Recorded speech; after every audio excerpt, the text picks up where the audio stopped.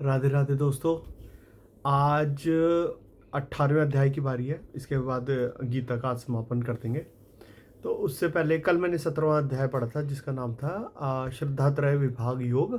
तो पहले मैं ना आपको उसका थोड़ा सा ना सारांश दे देता हूँ, फिर उसके बाद 18 चैप्टर का महात्म्य पढ़ेंगे और उसके बाद 18वां चैप्टर पढ़ेंगे। और आज इसका गीता जी का समापन करके भोग लगा दूंगा मैं। और उसके बाद कल से हम शुरू करेंगे ईशा उपनिषद या फिर सांख्य योग। तो सांख्य योग के बारे में भी मैं बताऊंगा। तो फिलहाल मैं इसका सारांश शुरू करता हूँ, ठीक है। तो 17वां अध्याय का नाम है श्रद्धात्रय विभाग योग।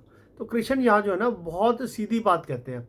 इंसान वही बनता है जैसी उसकी श्रद्धा होती है, ठीक है। श्रद्धा जो है ना वो 3 प्रकार की होती है।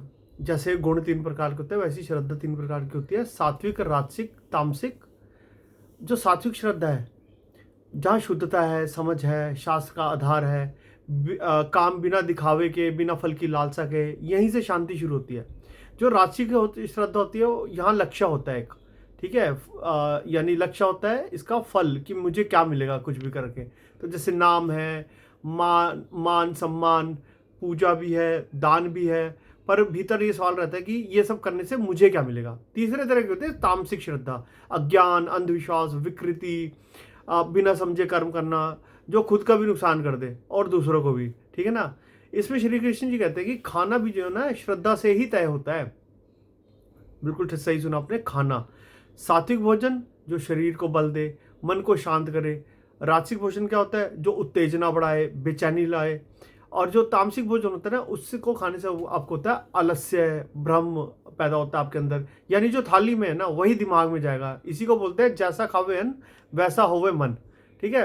अब यहाँ पर यज्ञ, तप और दान, तीनों का हाल भी यही है। ये तीनों भी 3 ही प्रकार के होते हैं। अगर दान सही समय पर सही पात्र को सम्मान के साथ दिया गया है तो वह सात्विक है।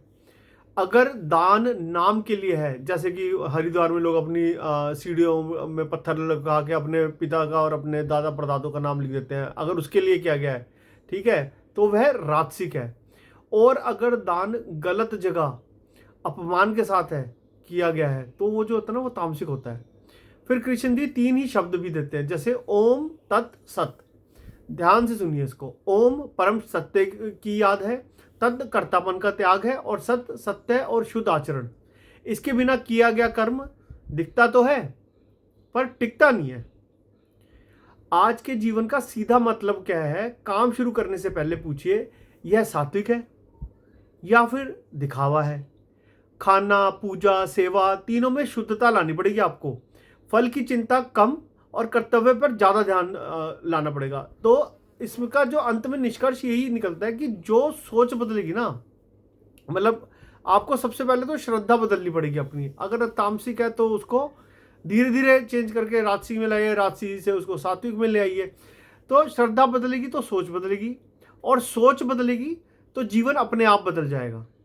तो यही इस 17वें चैप्टर जिसका नाम श्रद्धा त्रय विभाग योग है, इसका सार है। होप आपको ये समझ आया होगा।